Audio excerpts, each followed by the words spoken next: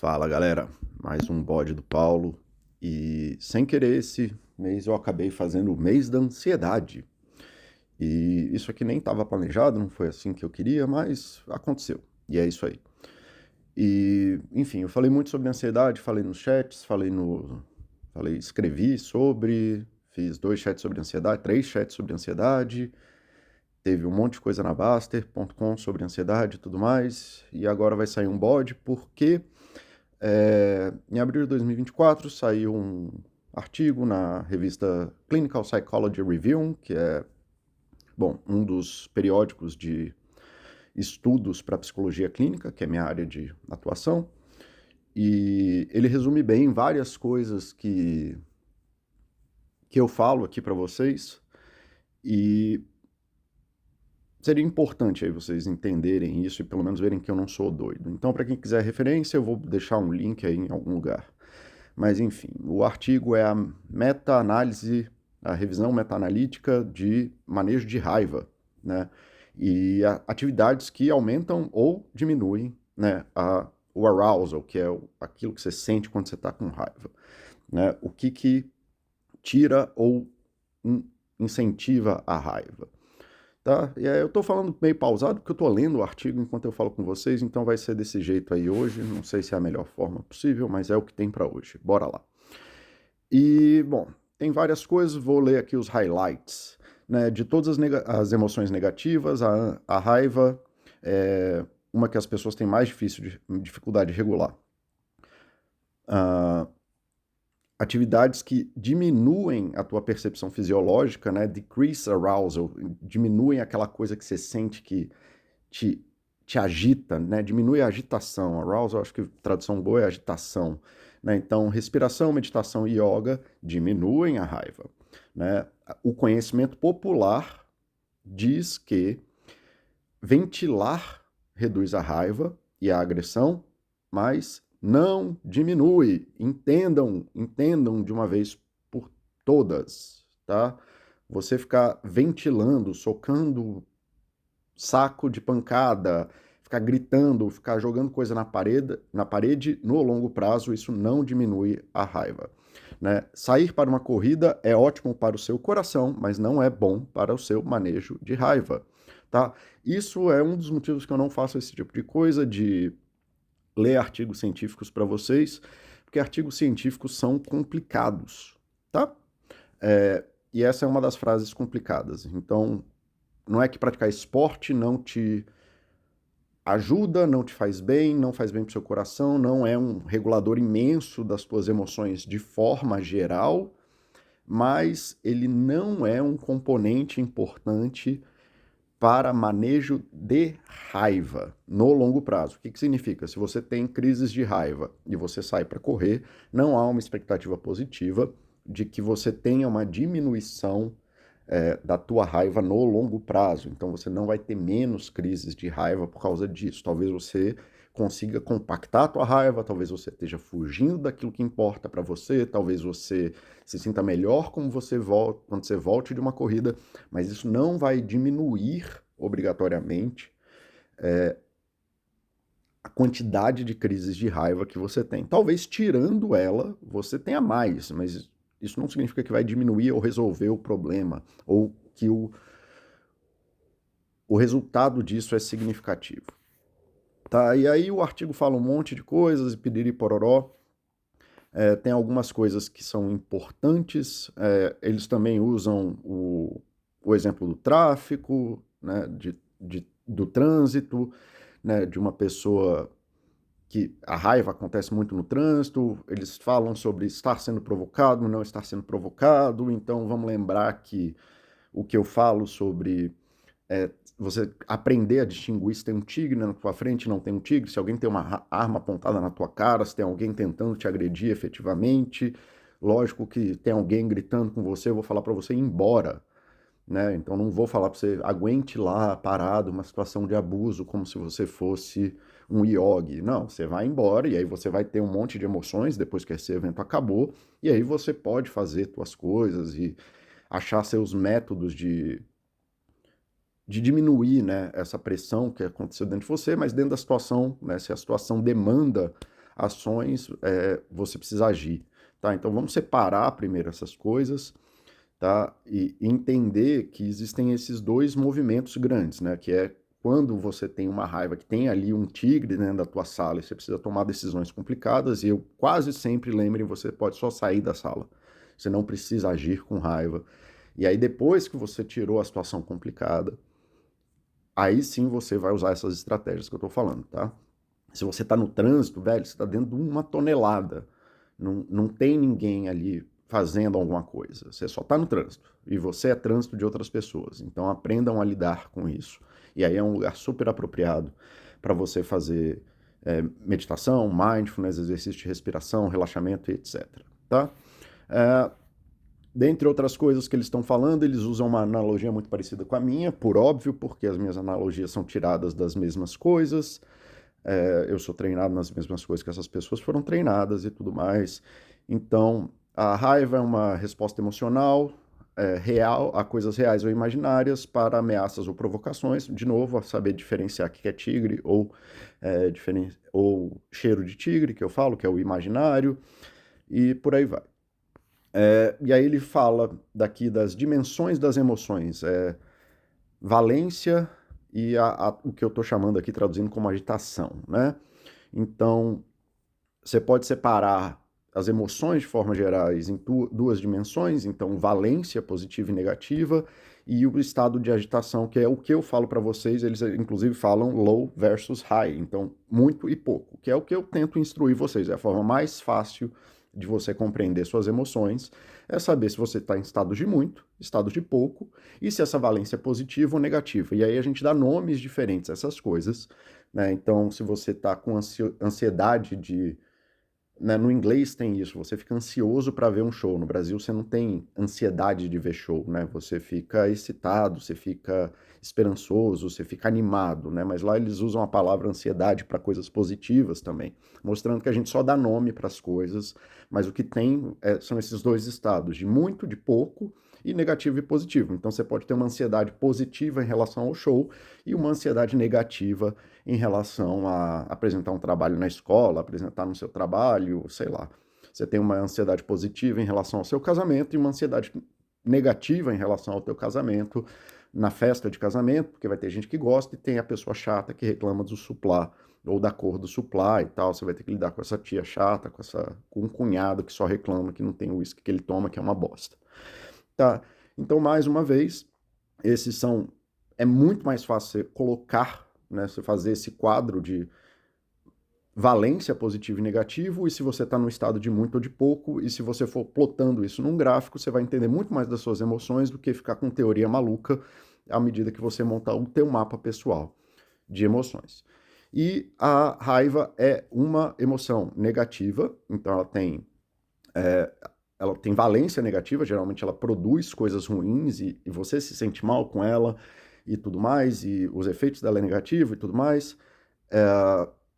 e num estado de agitação alto, né? Você está muito agitado nela, e enfim. E aí muitas coisas acontecem, mais uma vez, eles falando que a raiva é uma coisa natural, é uma resposta emocional, fisiológica, primária, né? Então é uma coisa que acontece na gente, como todas as outras coisas. Isso também não é justificativa para você agir com raiva para todas as coisas que você quer na vida.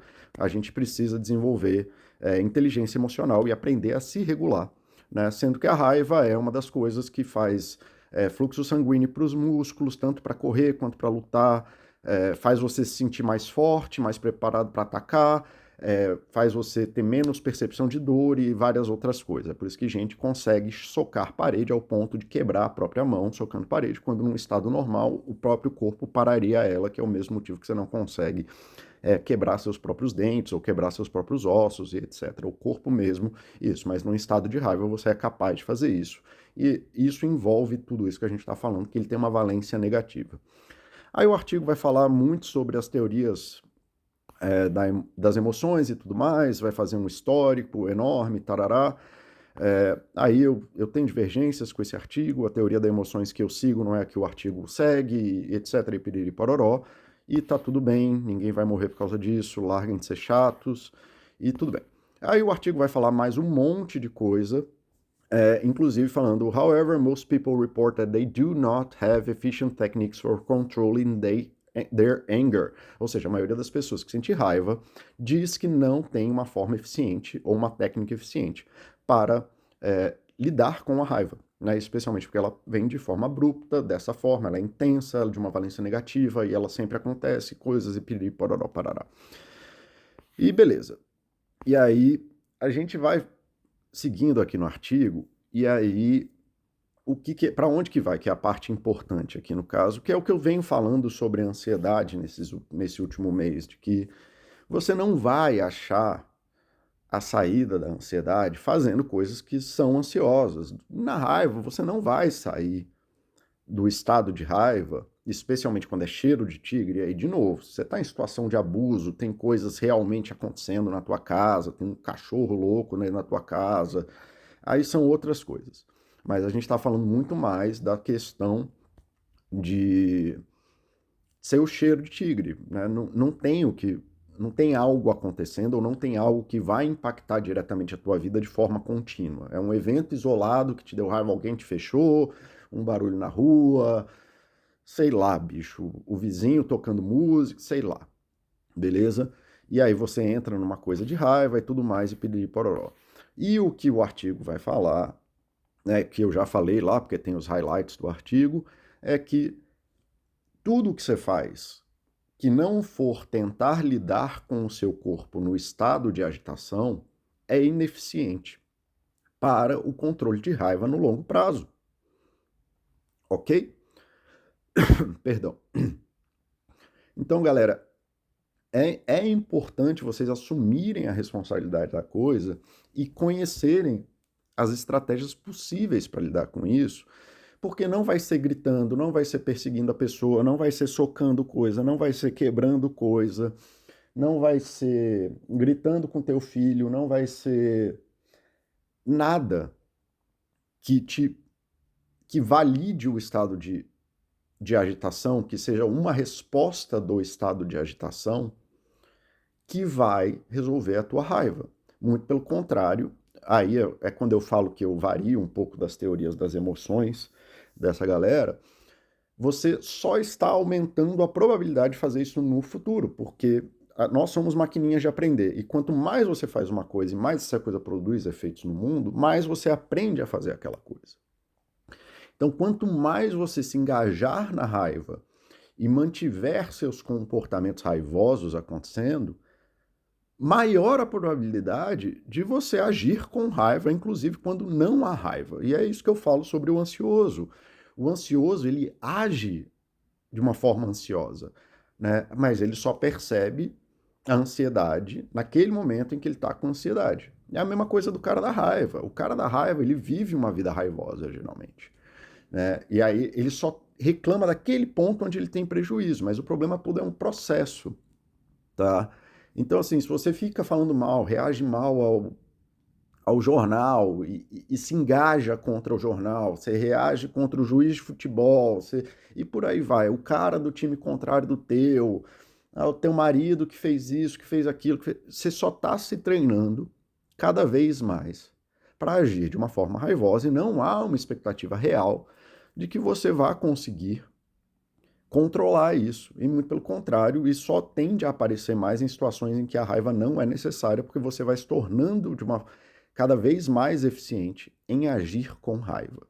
Tá? Assim como é a questão do ansioso, lembrando que a raiva só é o Pokémon evoluído da ansiedade, né? Assim como ciúme, etc, etc, etc. Você não vai sair de uma crise de ciúme se engajando e contratando um detetive, botando sei lá o que, espião. Não vai, velho. Não tem como você combater fogo com fogo, que é exatamente. O artigo usa esse termo lá na frente dele. E aí eles vão lá, fazem uma grande descrição do que é raiva, como é raiva e parará, todas as subclasses de como que a gente estuda a raiva, que é menos interessante para isso que eu estou falando aqui. Mas tem uma coisa que eu acho que é importante, que vale a pena comunicar, que está no resumo do artigo, e depois eu vou lá para o resultado. É o resultado, mas que está na parte do resumo do artigo. Os resultados indicam que atividades que diminuem a agitação e que diminuem a raiva e a agressão têm resultados robustos, tá? Os efeitos de você fazer atividades que diminuem a agitação, ao invés de se engajar em atividades que aumentam a agitação, foram robustos, estáveis no tempo, para participantes de diferentes sexos, diferentes gêneros, diferentes raças, diferentes idades, diferentes culturas, tá? Você se engajar em atividades que diminuem a sua agitação, que te tiram do estado de muito, como eu já falei nos últimos chats, já falei diversas vezes, se você está no estado de muito, você tem que aprender a se colocar em estados de pouco, tá?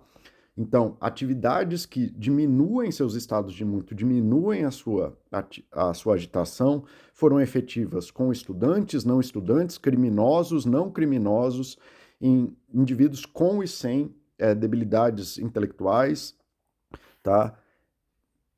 Elas tiveram resultados positivos, independentemente de como que elas foram feitas, então, em plataformas digitais, livros, terapia, em grupo, em sessão individual, em campo aberto, em laboratório. Então, assim, a melhor forma que você tem de lidar com a sua ansiedade e lidar com a sua raiva é aprender a se botar voluntariamente em estados de pouco. E o que são atividades que te ensinam isso? Meditação, respiração, mindfulness, que mais que eles botaram aqui? Perorê, peroró. Relaxamento, yoga, atividade física leve, não é atividade física com raiva, não é ir socar a pessoa, não é ir socar, é coisas que colocam no estado de pouco, atividades físicas que te colocam no estado de pouco, ir andar, fazer jogging, né, fazer trote, coisas leves que diminuam teu ritmo interno, sem diminuir o teu ritmo interno e aprendendo a se botar voluntariamente em estados de pouco, você vai ter muita dificuldade em lidar com a raiva e com a ansiedade. E aí é isso, galera. Assim, eu já fiz vários chats, eu não quero estender isso aqui, eu acho que já até passou ali, tá aí já com 17 minutos. Já passou aí do que eu queria falar. Se vocês quiserem as explicações longas disso, já tem 3 chats meus sobre ansiedade, já tinha tantos outros sobre isso. Eu tenho um chat específico sobre raiva, dissecando pedaços da raiva, que eu explico que a raiva, basicamente, ela é um instrumento que se torna para obrigar as pessoas a fazerem aquilo que a gente quer, e aí a gente fica criando narrativas malucas para justificar, né, dentro do certo, do correto, daquilo que precisa ser feito, né? E aí a gente justifica isso em cima de uma metanarrativa, mas na verdade a gente só usa a raiva para obrigar pessoas a fazerem aquilo que a gente quer. E, cara, entendam de uma vez por todas, entendam essa teoria da emoção que é muito simples, você tem estados de muito ou de pouco, com valências positivas ou negativas, e você tem que aprender estratégias para trocar essas valências à medida que você vai vivendo. Você é capaz de regular seu dia, e quanto mais estratégias que te permitem transitar de um estado para o outro, mais você consegue viver melhor. Então, se você não tem a capacidade de se motivar e se iniciar atividades que te motivam, você vai ser uma pessoa que tem problema de motivação. Se você é uma pessoa que não sabe usar estratégias para te tirar de estados ansiosos, você vai ser uma pessoa ansiosa. Se você não sabe estratégias para te movimentar dentro desse gráfico de um estado de raiva para um estado de calmo, para um estado onde você pode tomar decisões melhores, você tende a ficar na raiva, porque nós somos maquininhas de aprender, e quanto mais a gente faz aquilo que a gente está fazendo, mais a gente fica bom no que a gente faz, tá? Uma parte complicada desse estudo vai dizer respeito ao esporte, e aí eles deixam bem claro que alguns esportes ajudam, inclusive esportes com bola, esportes coletivos, eles abrem a possibilidade que isso teria que ser estudado, porque que esses esportes, como fazer jogging, trote, e jogar bola, e jogar vôlei, futebol, etc., diminuem a raiva, apesar de que a gente sabe que futebol no Brasil é uma coisa complicada, mas provavelmente porque isso tira o foco do objeto e te coloca concentrado. São esportes que demandam atenção, e que te põe num campo de concentração muito diferente daquele da raiva. Né? Diferente não é ventilar, é se ocupar de uma forma, por mais que ela seja agitada, mas de uma forma cadenciada, com um conjunto de regras, com um conjunto de espaços, com contato social, e tudo isso funciona como um regulador social, que é o que eu já cansei de falar para vocês, que a sociedade, de forma geral, desenvolveu formas de lidar com as várias necessidades humanas e esses esportes coletivos, esses esportes que te põem em conjunto de regras estáveis, né? Se você estiver jogando futebol e der um carrinho fudido em alguém, a galera vai te punir. Então você não pode agir com essa raiva lá. Lógico que isso acontece, mais uma vez, por isso que eu tô falando. Mesmo se for fazer isso, aprenda a se monitorar e as técnicas necessárias para você não ser um idiota, especialmente agindo com raiva contra pessoas que não têm nada a ver com aquilo que você está sofrendo. Então é isso, galera. Tá aí a meta-análise, não é o Paulo inventando coisa maluca, os caras usam as mesmas metáforas que eu uso, eles dividem as emoções da mesma forma que eu divido, eles explicam as mesmas coisas que eu falo para vocês, cara, entendam de uma vez por todas, fogo não se combate com fogo, tá certo? Abraço, galera.